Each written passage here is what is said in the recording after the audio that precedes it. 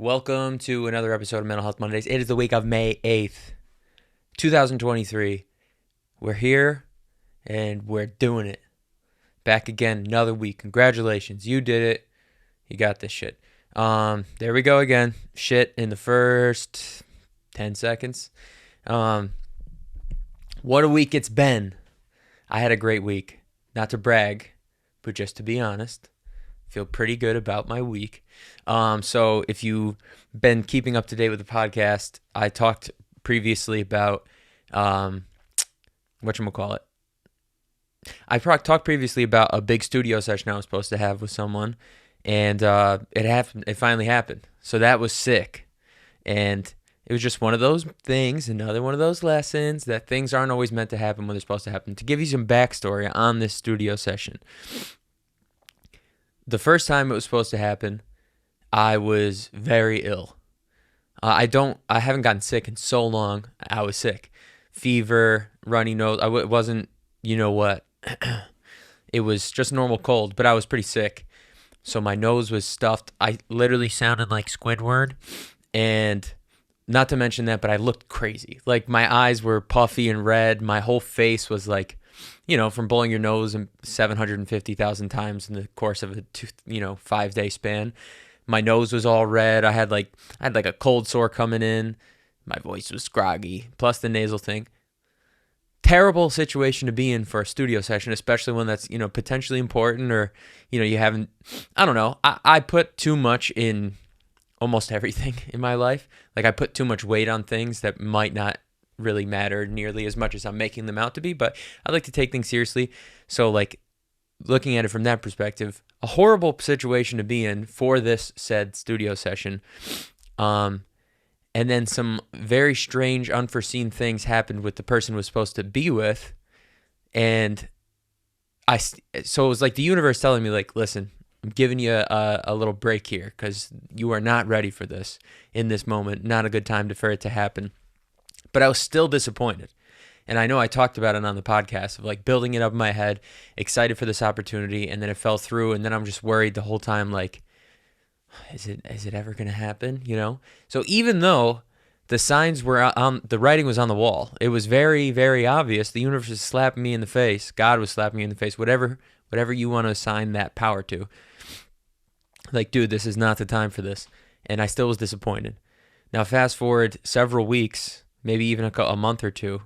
It's had to have been a couple months at this point. All right. I don't want to be too vulgar, but I'm sitting in the bathroom, okay? And I get a call on my phone, and it's this person, and I'm like, I haven't even spoken to this person in years, literally years. I'm like, do I answer in this predicament? This person doesn't know this. If they watch this will be the first time that they are being made aware of this. I'm like, fuck it. So I answer the phone. He's like, yo, I know it's short notice, but I'm about to head to the studio in a little bit if you want to come through.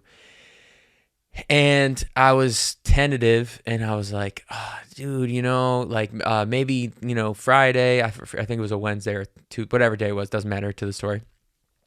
He was like, I might get in there Friday, so if that works better. I'm like, yeah, maybe then, All right, man, have a good one. I hang up the phone, finish my business. And immediately as I hung up the phone, I was like, what am I doing? Why would I say no? It's just sometimes our little worries and anxieties hold us back from something great. Something this tiny can hold us back from something as massive as it could be. And it was one of those moments, and I was so disappointed in myself in the moment of like, why would I say no? This has been something I've been trying to tell myself for years, something I've been trying to change about myself for years, is like, just say yes. It's funny because I'm wearing a Dare shirt. I don't mean to drugs. I'm saying just say yes. When someone asks you to go do something, especially when it's an opportunity that you've been looking forward to, listen, you have to be willing to be spontaneous. So finished that whole situation in the bathroom, like I said, and I go out to the living room, and my girl is folding clothes or something, and I'm like, hey, so-and-so called me, and I said no. And to her credit, because I don't know, there are times where like I think as a unit, like I'm not just thinking about myself. So I'm like, all right, it's last minute. We didn't really have plans tonight, but it is like I'm going to be out late. Like maybe she doesn't want me to go. And that couldn't have been further from the truth. she immediately was like, why did you say no? Are you dumb? She didn't say those words, but you know what I mean? So I'm like, fuck it. Immediately pick up the phone, call him back. And I'm like, you know what, dude? I'm down. I'll be there in this amount of time. Word. Went to the session. Session couldn't have gone better. It was amazing. I've been in some bigger studios before, but like, and again, this is my own main character situation going on in my head. It's not like I went there and met Dr. Dre or anything like that. But with that said, it was a session at Paramount Recording Studios, and these are little moments that I've been wanting and dreaming of and manifesting and all that good stuff for the longest time. And just like walking, getting buzzed into the parking area and getting buzzed. Oh, what session are you here for? Blah, blah, blah.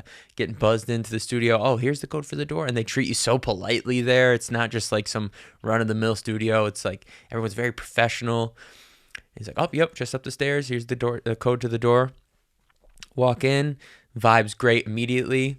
And so it was walking down the hall, seeing, this is like a moment that's like in any movie about music or any of that stuff, but it's like walking down the hall and just seeing platinum gold plaques lining the halls.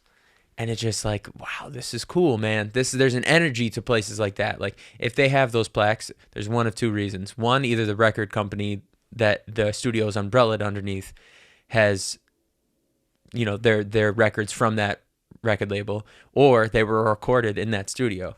So either way, it's just like there's that energy of like special things can happen in this place. And it was just, again, one of those moments that like you hear about, you think about, you dream about, and it was just sick. And then I don't know, I'm being like secretive of who it is and stuff. I don't necessarily know that that's necessary. I guess just out of respect to this person, because I never asked, hey, like, can I kind of like talk about it and stuff. But so I don't want to say too much about what we did, but like I ended up getting on the hook of one of his songs, and it was just good vibes the whole time. And another thing that was really cool about it, another thing. So I'm in this recording session with a big artist, a quote, a famous person, as dumb as that sounds for me, as dumb as that feels to say. He's a famous person. And I know him through a friend of a friend, and we know each other decently well, but we don't know each other that well.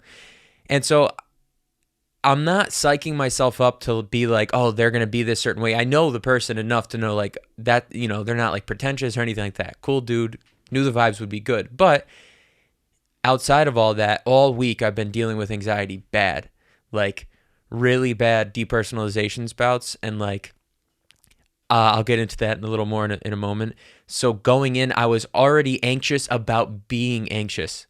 I was nervous, like, oh, when I get there, what happens if I have a panic attack and I'm in a room full of people and in an environment that like I need to perform in. So I was a little nervous, and I did what I said a couple weeks ago. I just addressed it. After a couple words, a little conversation, I explained the situation of, at first when I picked up the phone and was asked to go there, I said no because I was nervous and scared. And I said that to them. And rather than them being like weird about it, they immediately were like, yeah, man, that's something we all go through, right? And like we ended up talking about mental health and anxiety for a minute. And it just immediately, again, another piece of proof that being transparent and open and honest, specifically when it comes to mental health struggles, it's like, dude, we are all dealing with this. At this point, almost no one can say they've never felt a long period of anxiety or depression. Everyone goes through this shit. So why do we continue to hide it? I was feeling anxious about going. I was feeling anxious when I got there. I was feeling anxious walking to the studio door. Open the door, everything's fine. Because all I had to do was mention, oh yeah, I was actually a little anxious before I was... Dude, not that hard. It's not that difficult. And guess what? In a place where I absolutely could have been judged, and I'm not saying that other people won't judge you potentially, but so what? And guess what? I opened my big fat mouth and I wasn't judged. I immediately was embraced with, yes, I totally get how that feels. I totally understand that sentiment. And it was just more proof that being transparent and open and honest when you're feeling these ways with people, even people that I don't know that well, it's just another way of alleviating it rather than hiding it. I think sometimes anxiety worsens because of the attempt to hide and bury it. So it's like putting some sort of liquid, hot liquid, pressurized in a thing. I don't know. I was about to use like a scientific example, but I think you get what I'm saying. Like, trying to force too much of something into a container and holding it, and then eventually the pressure is too much and it bursts, and that's when you have a bad panic or anxiety attack, rather than just letting it seep out a little bit and showing someone, hey, I'm anxious a little bit right now, just so you know. Like, I'm telling you, I can't drive this point home enough. Open yourself up just a little bit more. Be just a tick more honest about it with the people you're around. If you're around a group, especially a group of people you know and trust and love, if you're starting to feel anxious, just say it. Like, I'm kind of starting to feel anxious for some reason. Immediately, I promise you, if you have decent friends, everyone's going to be like, oh, are you good? Yeah, no, everything's good. Now, sometimes it doesn't feel like that's helpful, but generally speaking, the second that like that is understood and the vibe kind of goes from everything's fine, we're all fine, to, oh, he's feeling a little anxious. I'm telling you, like every single fucking time, it helps. And even in a room with two, 1.5 strangers, I allowed myself to just be open for a second and be like, I'm actually feeling kind of anxious right now. And, now again, in a professional setting, I understand the hesitancy to say something like that. But if you can frame it in a way that's not, doesn't make it awkward for the other person. Now, I'm not saying that your mental health issues you should worry about your issues being awkward for another person. You got to focus on you. But just in the sense of coming from it from the angle of it being a professional setting, yeah, there are ways to say it. You don't want to just look like you're freaking out or burst into tears or anything like that. I understand not wanting to do that. But generally speaking, if you can just take a deep breath and be like, yeah, I actually, make it light. Make it, because you also have to remember you're okay. You're safe. You can get out of there if you need to, but you shouldn't have to. So just being open and honest with anyone around you. I'm not telling, again, it's a slippery slope. I'm not saying run into a 7-Eleven and be like, I'm anxious. You don't have to do that. But in an environment when you're starting to feel anxious, listen, I opened up and immediately 2 people that I barely know were like, oh, I deal with that too. Boom. Now we have a common connection. Now we have common ground. Now we have something to work off of. Now we have a conversation. And now we all feel comfortable. So I was just really happy with that. I was also proud of myself for overcoming the initial, I'm not ready. What do I do? Nah, bro. Get the fuck up and go chase what you want. So that was sweet. That was dope. That was one day of my week. One day. And then another announcement, I suppose, is that, no, I don't have a cough button. So every time I have indigestion in here, you either hear a gross noise on the mic or I have to be extra and move out of the way. Because God knows I'm not going through the hour-long podcast to take out every little noise, because I already got to go through it and edit everything. Blah, blah, blah. Anyways, another thing that happened this weekend is I got another show. That's right.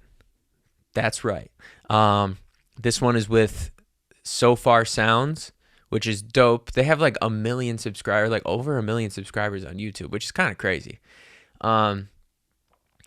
Like same type of actually different, same type of organization, I should say, as the last one I performed for, which the name is escaping from me for some reason. Where it's like, up and coming artists, some a little bigger than others, just like getting a chance to perform and stuff. But this one, like last time I had to sell tickets and all that stuff, and they encourage you obviously to get some people to come out and support you specifically, but I think they're established enough that people just go to their shows because they trust, like, oh, I'm going to see some dope unsigned talent, or or dope like up and coming talent. Like Billie Eilish did a show with them like 6 years ago.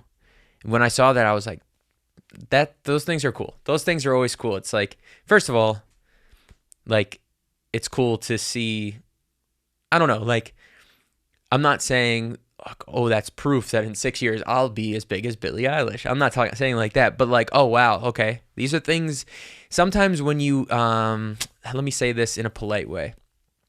When you do shows like this or around like this community, the numbers start to creep in, like the statistics, right? The probability starts to creep in. Like, yeah, I'm meeting a lot of talented people, but like I'm talking hundreds and thousands of people that you meet over the years of pursuing a music career, and it's like, damn, none of them have made it yet. You know what I'm saying? So it's like, oh, there's one shining example, and then all of a sudden, all you need is one versus the thousands to remind you of like, oh yeah, anything is possible. And of course, she's a generational talent, honestly. Whether you love her or hate her, she's extremely talented, and she has a good team around her and all that stuff. But it was cool to see that she's done one of these. So Sofar Sounds LA, or Sofar Sounds globally, but you know, obviously I'm in LA. And their whole concept is like, it's like a speakeasy show. So it's a secret location until like 36 hours before the show. It's in, I can say that it's in downtown Los Angeles. The space looks cool from what I've seen. And it's like the other show was at like my last show was at like a bar, club, lounge situation, a little more rowdy. This one is very like first date, like solid first date. If anyone's out there listening and in LA and you have a little chica you're talking to, or even a dude, if you're, you know, whoever you're talking to, doesn't matter. This is a solid first date option because it's like some of their shows, not this one, some of them is like BYOB, like picnic situation, and all the seating is like floor seating. And I don't mean floor seating as in like I don't know, it like literally on the floor. Like bring a cushion, bring a blanket type situation. Like they just did a show on the beach. Like it's just like that kind of chill, cool, different vibe. And the venue is always like set up a little different and cool and artsy. And so I'm excited. It's like to me, it's like it's the perfect second show. I really felt like the first show was the perfect first show back. And I really genuinely feel like this is the perfect second show. Because it's people who are there specifically to find new artists, kind of. And just enjoy themselves, you know, enjoy a night out on the town. Another thing is this show is going to be on a Friday versus the last one was in the middle of the week. That'll make it hopefully easier for most people to attend. And yeah, it just seems like a cool vibe. I can kind of dig into the jazzier side of my songs because it fits that vibe. But also I have some new shit that I'm working on that is sick, and I'm super excited about it. If you saw my Instagram story. Yeah, so I'm just excited, man. It's good. Life is good. Things are moving. The world is turning, okay? And then not only is it turning, it's also orbiting. And then the moon is also orbiting around us. I've been on a space kick lately. I can't get enough. Space. Can't get enough. Yeah, I'm just really excited. I know I have to stop saying so much. Trying to be a professional broadcaster. I almost just said it again. It's really a crutch because I still almost said it again. I have to take a deep breath so I don't say it. Extremely excited about where my life is at this point in time. As I said, you know, last couple episodes, like rekindling relationships and working out the kinks of life and the common everyday struggles that we as human beings go through. I've really had a chance to kind of sink into that more and take the time that it needs and deserves. And then it's just like, I don't know, there are times in life where it feels like things are just aligning, and you gotta, and like just ride that wave as far as you can until you crash, and then you have to find the next wave. But that's kind of what it is. It's never all up and it's never all down. Right now, I feel like I'm in the upswing. The streams are starting to pick up, you know, for Frankie IV and shit. And like I said, this pretty big studio session happened, and hopefully it leads to more. And then another show, hopefully it leads to more. So it's, I'm just feeling pretty good about life and about myself. And again, if you're watching this mental health podcast, I don't say that to like rub it in your face if you're not in a good place right now. But I am saying it to inspire you and to maybe open your eyes to the fact that, like, as I said, it's not all down. There is a way back up. And I'm proud of myself and happy for myself. And it's the first couple weeks, couple times, honestly, that I've said that in a long time. Because typically I'm really hard on myself, and that's okay too. I think that can push you to achieve things and to get better. But again, I go back to that conversation with Zach. Like, are you willing to be miserable the whole time on the way to wherever you think you're going? And it's like, it's not worth that. So I'm allowing myself to be happy and proud of myself and just trying to sink into the moment a little more, and just really looking forward to that next show. It's going to be, I really think the vibe of it's going to be super dope. Also, yeah, it's in June. I don't even remember the date, but it's far enough away that it doesn't matter right now. Let's see. Actually, fuck it. Let's see what the date of the show is, because I can anyway. It is Saturday. Oh, it's Saturday? Or did I fuck up the flyer? 6/24, June 24th. June 24th, downtown Los Angeles, secret venue. Will be revealed 36 hours prior to showtime. Yeah, man. So, again, this week just showed me a lot of, I don't know. You know, when you go through, you know, if you have a good teacher in high school, they'll continuously go back to certain things they've taught you throughout the year to drive the point home. And sometimes it seems monotonous, but there's a reason for repetition. I've been finding more and more that the universe does the same thing, because there's things that I've said on this podcast that I truly believe, but I don't always apply fully to my own life. And this week was just proof positive of, I don't know, 90% of the cliche things that I say on here every week, of just trusting the process, listening to the universe, allowing yourself to go with the flow, being open and honest and transparent about everything, but especially about your mental health struggles. Sticking to your guns, trusting yourself, being proud of yourself, living in the moment as much as possible. Literally all of these things just took place this last week, and through them, multiple very good things happened for me. And allowing myself to enjoy those very good things is the last step.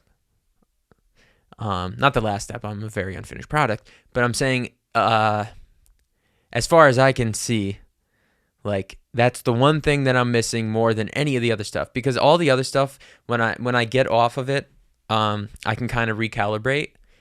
But that's one that's a recurring theme of, like, just being happy and allowing myself to be happy and allowing myself to be proud of myself and recognizing, like, being confident in myself. That's a tough one for me. And so that's the last step. And even then, but even with that, I feel like I've been doing such a better job. And, again, I feel like right now I'm sounding very like, I'm doing great. I'm the man. So again, I apologize if it's coming across conceited. That's certainly not my goal. I'm just, again, trying to be a conduit to anyone listening. Like, be proud of yourself. Be happy. It's okay to let yourself enjoy yourself, honestly. Because at the end of the day, you are the only one you really have. That's not to discredit how important healthy relationships are in your life, but, you know, I always look at, like, driving alone in the car, which I'm going to get to again in a second because some not so great stuff has been happening too. Those, you know, I always, for the longest time, and I feel like most people of our age group, like, it was like a common thing to be like, oh, gotta put music on the second I get in the car. As I've gotten older, first of all, it's actually unfortunate, and I feel like I need to switch it up a bit, because the content you take in really, really, really dictates what you put back out. I've talked about that before as well, and I'm a true believer in that. I don't know if it's more of a reflection on the music industry and, like, music today than it is on me. I'm not quite sure. I mean, actually, I am pretty sure. There's tons and tons. There's an unlimited amount of amazing music coming out every day. And now there's also an unlimited amount of horrific, terrible music that should never have been released coming out every day. But there's no lack of good shit out there. And for some reason, I don't know if it's lack of, like, desire. I think part of it for a while was because I'm a musician, Um, I'd listen to some music so analytically all the time that it's like I know how the sausage gets made, and it ruins it a little for me, and I need to like get that out of my head, which I have for the most part. But anyways, it used to always be got to put something on in the car the second I get in the car. Then it kind of evolved to, well, I really enjoy podcasts with interesting people that that I appreciate their perspective on whatever it is, a myriad of things. So it's really, really, really become primarily podcast because it's like, to me, it's a little more thought provoking, whereas music is just your own thoughts. But now I've gotten to a point where sometimes I feel like a psychopath. Like I don't even put anything on in the car. It's more so when I'm not driving a great distance. And it's just a time to reflect on whatever you got going on. But I view life like the whole of life is kind of like just driving alone in the car without the radio on, with your thoughts. So you have to be able to live with them and sit with them and process them. And I've just, like I said, this week has kind of made me feel really good about myself. And that's the first time in a while I can say that, especially like I said last week with the whole thing with my dad's anniversary and all that. Typically really sad period of time, and it's not that I didn't take my time to be sad, but as I said last week, like I kind of felt for the first time almost happy and proud of myself. And it's a way better feeling than the opposite. So I encourage you to let your ego aside, because that's the funny thing, right? It's like someone who's too proud of themselves, someone who maybe thinks too highly of themselves, it's an issue with their ego. The thing is, feeling the opposite is also an issue with your ego, because you're inflating your sense of self to the point where nothing is good enough and nothing you do is right. You won't achieve what you want in life. You did this wrong. You did that wrong. You said this word in a weird way in a conversation 3 weeks ago. That's your ego too. So whether you're too high on yourself or far too low on yourself, no matter what, that's an issue with your ego, your sense of self. And you have to just kind of completely abolish your ego at times. And I don't know. Maybe that's not the right perspective to have, because ego can be important. But you need to be able to shut off your ego or ignore your ego, both in the times where you feel really, really, really, really, really high on yourself, like too high, and really low on yourself. But specifically, coming from like the mental health perspective, it really is a problem with your ego when you are just shitting on yourself over and over and over again. Because I don't know how to, I'm trying to talk this out. You can clearly tell. Like, it's more evident and obvious, like, oh, this guy's got a big ego. Which, of course, we've just taken that word and adapted it to, like, our vernacular, which is not technically what the word means. But this guy's got a big ego. Oh, he's so full of himself. You also have an inflated, full of yourself attitude if you're too low on yourself, because you're putting too much pressure on yourself based on your ego. You're putting too much weight on everyday decisions based on your ego, based on what you think your place, your individual place in this universe is.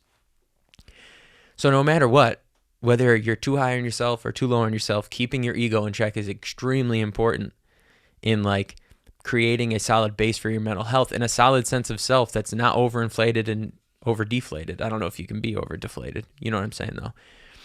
And that's something like, I don't know. But on the flip side, here we go again, Frank, disagreeing with yourself. Ego obviously is an important motivating factor to achieving anything. If you completely don't care about your ego, then you understand what I'm saying. You got nothing. You got nothing motivating you, nothing going for you. It's just about balance, as always, just balancing. I'm saying all this because, like as I said, I feel pretty good about myself right now. Not in an unhealthy way, but it's interesting to me that we always assign ego to like people who are considered big-headed or conceited. But it really, to me, an inflated sense of self, that inflated sense of your ego, also applies to when you're being too hard on yourself. And it's all about staying somewhere in the middle, like being proud of yourself, but allowing yourself to be self-critical, but not to a point of completely devastating your mental well-being, and, which I'm guilty of a lot of times, which is why I keep harping on the fact that I feel so good right now, because I'm not used to it. It feels different. It feels new. It feels great. And I know I talked about the optimization stuff recently, optimizing your lifestyle, all those things. And I was kind of speaking about it facetiously, but there are certain things that I'd like to share that have been helping me, that are very obvious, but just I can talk about whatever I want. So I want to mention it because I feel so great, and I'm sure it has something to do with it. Vitamins, dope. Vitamins are sick, dude. You need them. I had nothing. No, you need nutrients, and apparently from whatever source you want to trust, because it's impossible to tell nowadays, our food is so much less nutrient dense than it used to be. So even if you're eating super healthy, a lot of the times your body's missing some of the more important vitamins, especially when it comes to mental health, like literally like lubricating the brain and making sure that your neural connections are firing correctly. So that's been really helping me. The other thing is another very obvious one, but working out has been like saving me recently. I just saw a stat that said, I forget what country, that they're going to require, or they are suggesting that mental health, okay, let me fucking start that over. Holy shit. Some other country that I don't remember what country it was, so here's a statistic from something I barely remember. They want to put exercise routine as one of the like mandatory suggested methods, basically, of treating mental health issues. So like rather than immediately jump to like Xanax or an SSRI or whatever it might be, like it was even over therapy. Like it's been being shown to be more beneficial for mental health issues than even therapy. And obviously I'm all for therapy. You certainly should go. But it just goes to show, like, it's not just like making new neural pathways through therapy and new ways of thinking about things and dealing with things. Extremely important. It's also about literally changing your body chemistry and your brain chemistry through exercise. And I can say this because, I don't know, like, I've lost like, that's funny. I was looking at, speaking of inflated sense of self and ego, I was watching old clips from earlier episodes of Mental Health Mondays just to like see how far, like if you watch like the first 3 reels that I posted, because unfortunately most people don't absorb this podcast this way. They see it on my like social media and stuff. If you look at the first few, they look ridiculous. Like the captions were massive, 40 words on the screen, all that stuff. So I'm just looking and being like, okay, cool. Again, another like, I'm proud of myself. I was like, damn, I've come a long way. I started this podcast a little less than a year ago, and it's so much better than it was. As things obviously improve over time, and I've just gotten better at doing certain things and figuring out like how I want it to look, and I'm still developing it. But anyways, again, just showing the progress, and I'm proud of myself the way it's going. I noticed like, wow, I know I've lost weight. I've lost around 20 to 30 pounds, anywhere in there, because I don't know exactly how much I weighed at the start of the year, but my weight, I was hovering around 220, and right now I'm like 194. So if I do the math correctly, that's 20 to 30 pounds. And like I can clearly tell the difference looking at my stomach and like, my arms and shit like that. I feel weird even saying this, but I was watching those old clips, and I was like, holy shit, my face was like a balloon. And I don't mean, I'm not speaking negatively about myself, I'm just being self-critical, which is okay sometimes. And I'm also not saying this for anyone else out there like struggling with maybe their weight or getting into a good routine with healthy eating and exercise and stuff. Not trying to make you feel bad. I'm just, again, encouraging you, living proof. Like I guess it was more like the holidays and shit. You go away. I had tried kind of to start working out and eating better before that, but you go away and then, you know how that works. Mom's got to feed their kid. So, yeah, I just really, it was like, it felt good though. Like to see me thicker, heavier. It felt good to then watch the newest one and be like, wow. I mean, also it doesn't help that my beard looked like shit, but you can clearly tell the difference in my face. And maybe over like week by week by week by week, you don't necessarily notice. But if you feel like doing it, you go back to the first one and then watch this episode. I really have lost weight, and it's just another thing I feel very proud of. But also, more importantly, I feel 1,000 times better. 1,000 times better. Just like literally like mobility, like, I just feel better. And I highly recommend sticking to that if you haven't been. I know it's not easy. The discipline thing, that's the hardest thing. It's discipline, but I'm telling you straight up, and, I'm not perfect by any means. I have a long ways to go from, to where I would like to get. But I feel like I've gotten the discipline part of it down pretty well. And that also gets easier as you go, because not only are you forming this habit and truly enacting it into your life to become an actual part of your life rather than something you're trying to do, right? It just becomes normal. It becomes routine. So not only is, forming that habit makes it easier over time, but also, as I said, like starting to see and feel the results, it's just another little carrot in front of you. Like it's a real genuine motivator, a very healthy, positive motivation for you. That just makes it easier and easier and easier to keep going. So it's like, I talk about these cycles a lot where, like for me, for like anxiety and depression and depersonalization, like I'll start feeling anxious, I'll get depersonalized, then I feel anxious about being depersonalized, then I'm depressed that it'll never change. So it's like all these things feeding into each other and making, taking the inertia, what's that word? The momentum, there you go, got it, in the complete wrong way. But then there are things like with the exercise, it's like, okay, it's really hard to get up early, whatever it might be, or if, it's really hard to, after a long day of work, to go to the gym. But I did it 1 day, 2 days, 3 days, whatever, and then I'm starting to feel better, but also I'm starting to get in better shape, so the working out is becoming easier, plus I'm starting to see results, so that's making me want to, so you know what I'm saying? It's a cycle, and it's a momentum completely in the positive direction. So to me, it's very important to like try to control as much as you can the cycles, and make sure that more of them, because there's a lot of things like that. With work, the same thing. Like, oh, I hate going to work.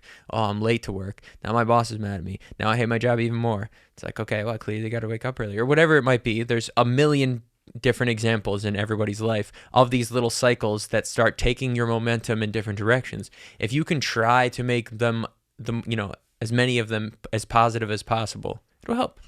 It really help. And that's where I'm at right now. Like another one that I always talk about is productivity.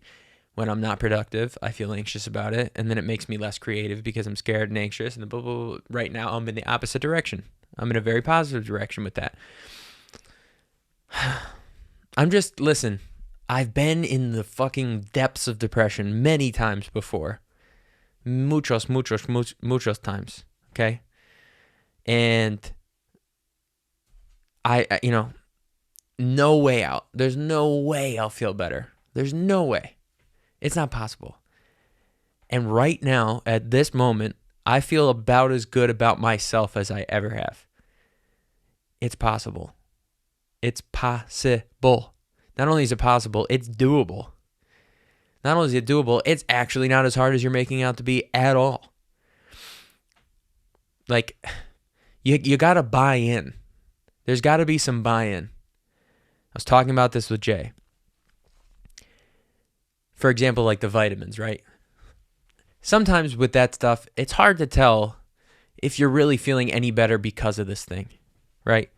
Same thing with working out too. Sometimes it's like, I don't know, am I feeling better? Am I losing weight? Practicing meditation, right? Or reading or any of these things that like calm your nerve. Sometimes it's hard to tell if it's really working the way it's supposed to or the way people say it does. You gotta buy in though. And I feel like for me, something I've struggled with in the past is the skepticism of some of this stuff, or like, but nothing. You gotta buy in. Trust the process. Not only trust the process, but sometimes like allowing the placebo effect to take over is overwhelmingly positive. Rather than being like, nothing's going to make me feel better. Nothing's going to fix the way I'm feeling right now. Nothing's going to pull me out of this dark rut that I've been in. Buy in a little bit. I remember at the beginning of every lacrosse season, we'd have like a different mantra or something. Team shit. I mean, it didn't work. We were pitiful in high school. Really underachieving. Every time me and my friends get drunk together, we talk about it, but we really underachieved. We had some talented athletes on that team. Anyways, at the beginning of every year, we'd have a different catchphrase, whatever it was, and something that our coaches would preach to us that just popped into my head, which is an interesting thing. Little did they know that little lesson would not resurface in that 17-year-old kid's head until he was 29 years old. But one of those things was make sure, like, we're preaching this new thing this year, and we're going to preach this new thing next year, and blah, blah, blah, blah. Make sure that you got to buy in to what we're selling. You have to buy into everyone working towards this one thing as a goal, and if we all stick to it and stick to it and stick to it, that it can come true. And I really think that that's so important. Like I said, like, sometimes it is hard to tell. Is this really what's helping me? I don't know, but I feel good. And none of the stuff is bad for me, that's for sure. Everything I'm talking about is good for you, whether you feel the good results from it or not. So buy in. Let yourself feel good. Let it take over. Let that momentum push you to where you need to go. I think buying in is difficult for a lot of us because it gives up control. Rather than being like, I feel like maybe we fool ourselves into having some sense of control when we say, but you got to give up control a little. Control the things you can, right? And what you can control is adopting these healthier habits, whatever it might be, into your life. Things that are, trusted people are saying like, or I don't know, not even that, like obvious ones. Eating healthier, working out, meditating, things that are obvious, proven, yet over time, yes, these are real things that do work. Do as many of them as you can within reason, because we all have shit going on. We all have a life, and buy in to what they can potentially bring you. Because I've subconsciously bought in, I would say, and I consciously feel better about like damn near every aspect of my life. I'm happy.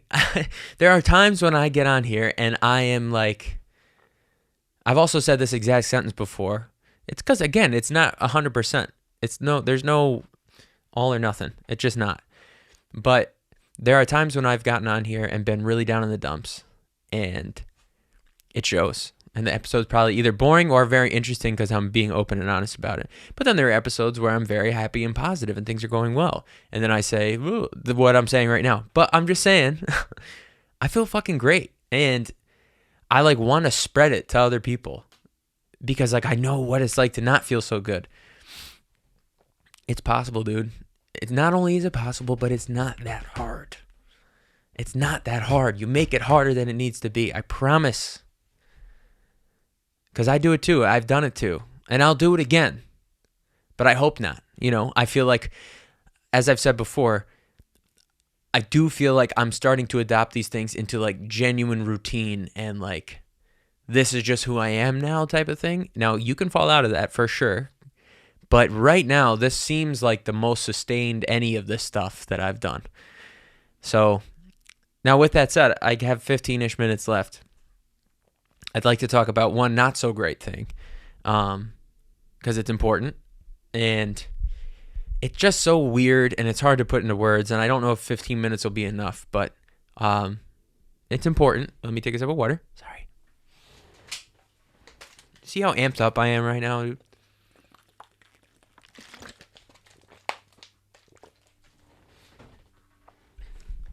Something that's not been going so well recently. Some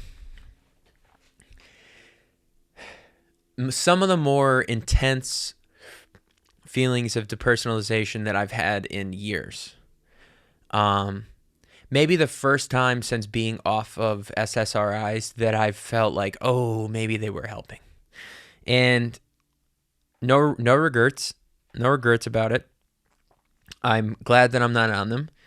The more and more time that goes by, I'm happy that I have gone through the process of getting off them. Again, no, I don't have really anything against them other than the fact that you have to be careful because some work very well for some people and some work very not well for other people and can cause a myriad of other issues that are not so fun.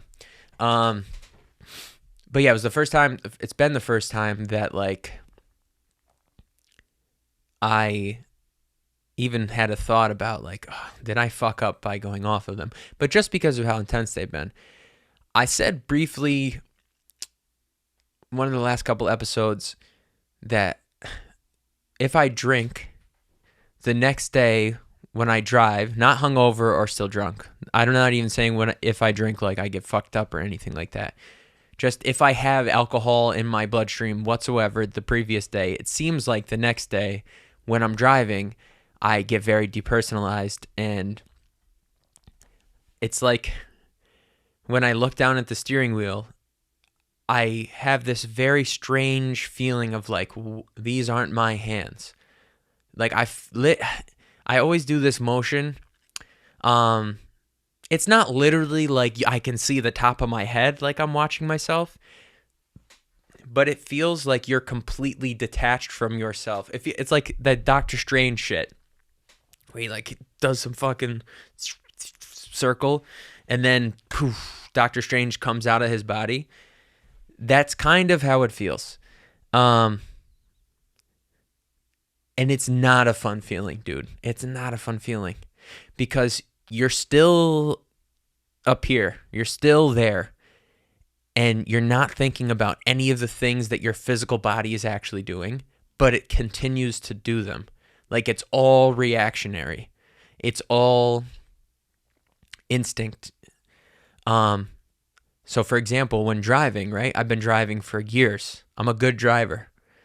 And I have a anxiety, panic, depersonalization attack while driving. I'm still driving, but it does not feel like it's me that's doing it. And this happened once, and then it happened twice, and then for a week and a half straight, every single time I get in the car, 5 seconds down the road, it starts. And it sucks because I'm talking about all these habits and how I've been feeling so good. That's one of those cycles that's in a negative direction of momentum right now. I'm trying my best to pull myself out of it. But it's one of those things that I have to get ahead of it before it's not too late. Anything can be changed, really.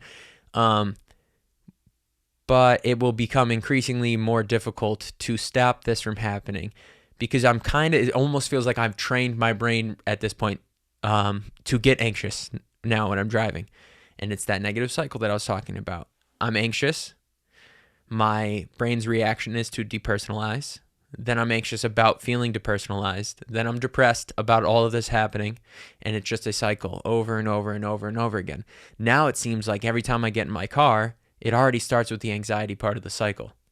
The second I start my car, that engine of depersonalization also gets started and it starts moving. And so I am trying my best. I'm trying to be proactive about it.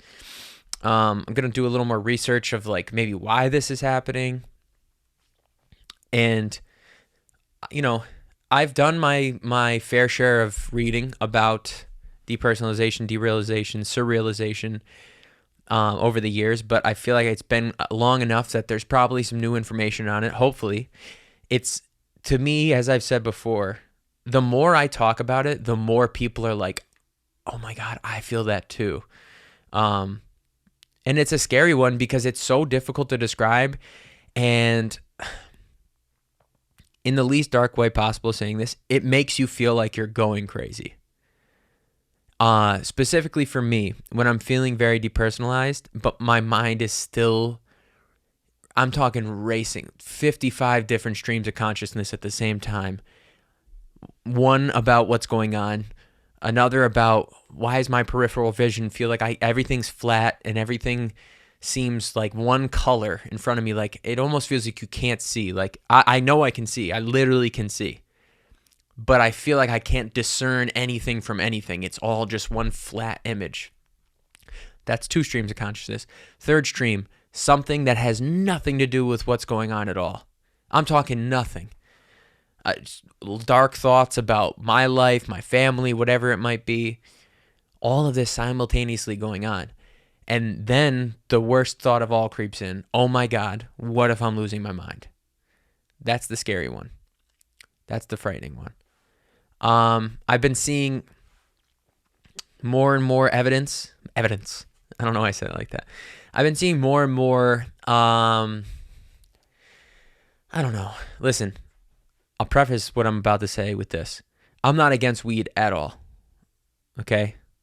So Zach, if you're listening, I'm not against it at all. I smoked for years. I think that there were certain utilities it had for me that were helpful. I think that it's amazing what it can do for cancer patients and, CBD and THC tinctures that help kids with epilepsy. Like there's clearly a cause for it. And also recreationally, I don't think compared to other things, I don't know. I'll never be the person that's like, you have to be a vegan and only drink alkaline water and nothing else for the rest of your life. I think there are times and places where indulging is fine. But the problem is that I started smoking when I was 15, and it was every single day, heavy amounts every single day for like 5 or 6 years, leading to the one time where I smoked that bullshit K2 shit that threw me into my first ever experience of depersonalization, and it's been a battle every day since then, which is now over a decade ago. I'm seeing more and more things come out that are like, if you smoke weed in your adolescence and teenage years heavily, which I did, it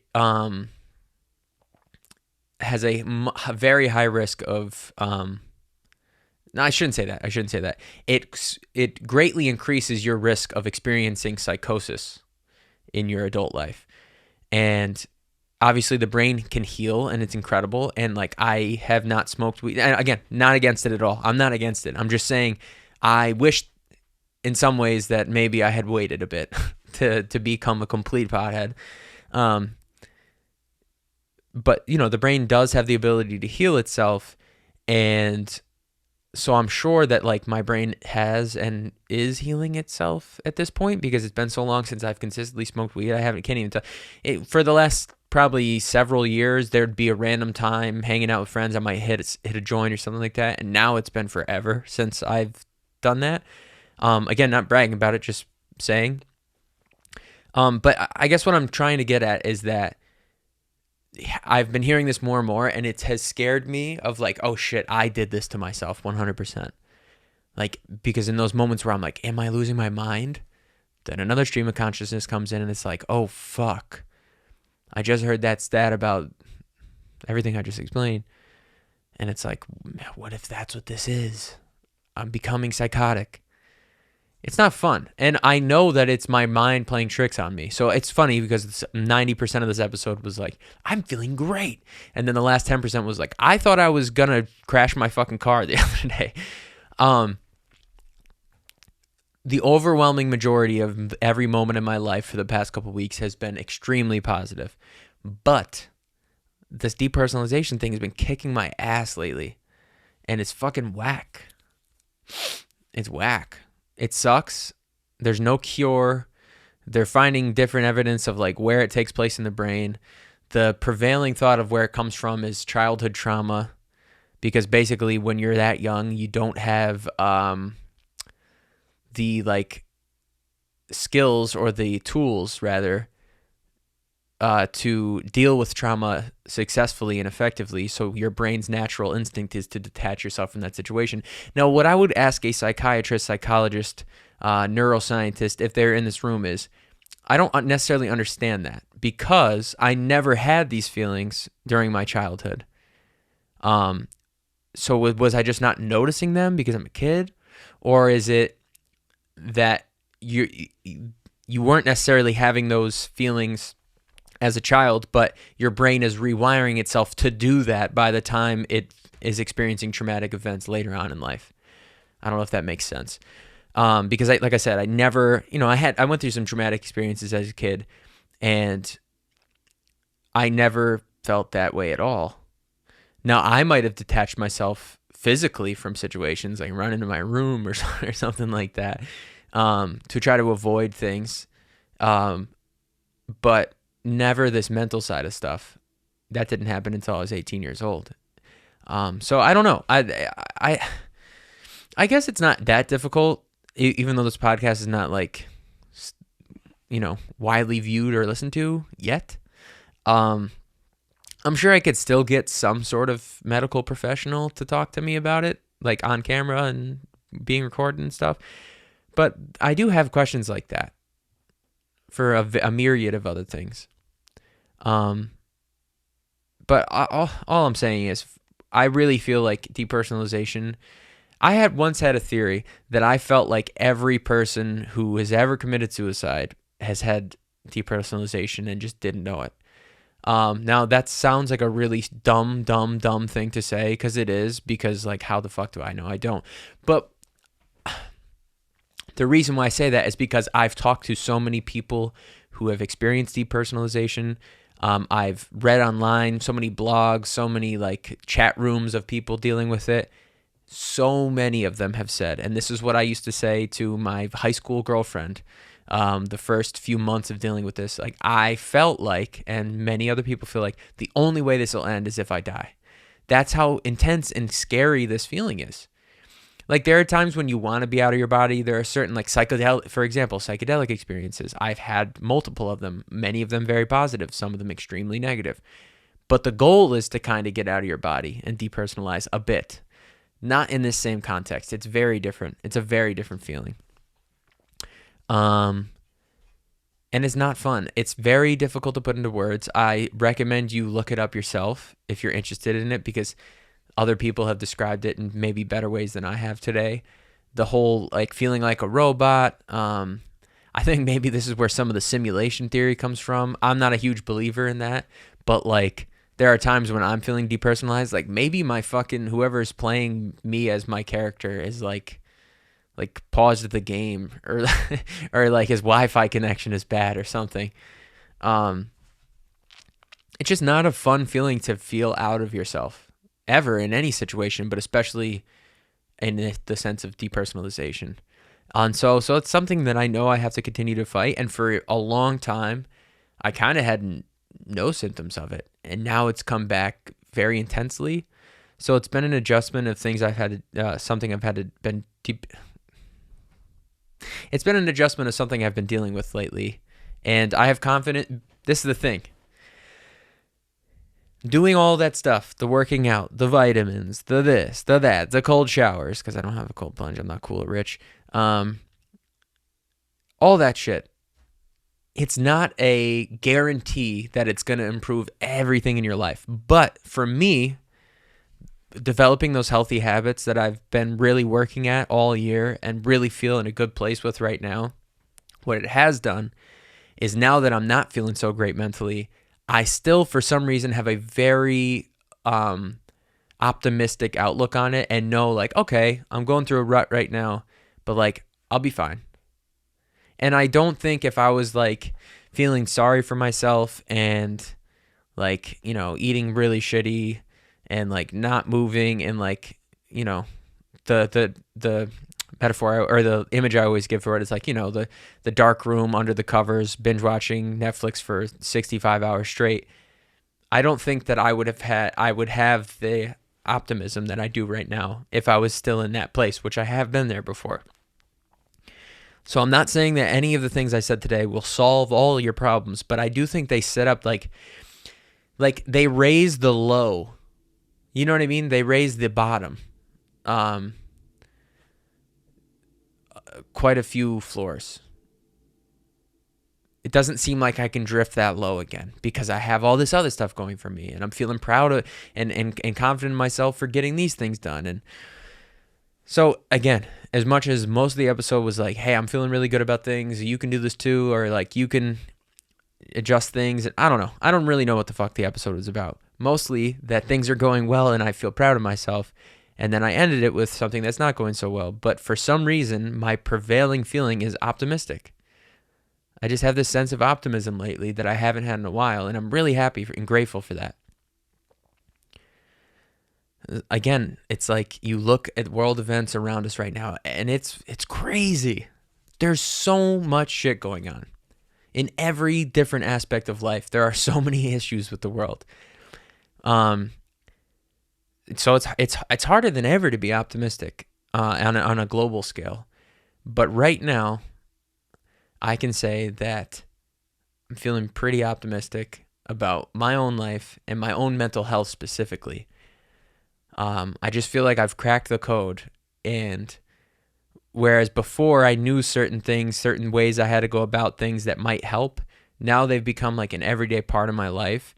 And whether it's the placebo effect or any of that, I have bought in, and I'm feeling way better for having bought in. And I really highly recommend whatever process you find, or that maybe you find something online, or you hear about something, or maybe it's some of the things that I've said. If it's healthy, if it's not anything that will negatively affect you, my biggest piece of advice this week would be to buy into it, give up control a little, and be like, yeah, I trust that I am going to get out of this what I want from it, what I need from it, all that it can supply me. Because sometimes we're our own worst enemy, and maybe it is, your brain is really powerful. Maybe these things are helping you, but you have done the complete opposite of bought in and been skeptical the entire time and cynical, and that's another ego issue. And so your brain is not even letting yourself feel all the positive things that you could be gaining from this thing, or that you are gaining from this thing. It's very possible for your brain to shut that all out and be like, no, you don't feel good. So buy in. And also buy a ticket to the show. I'll put the link.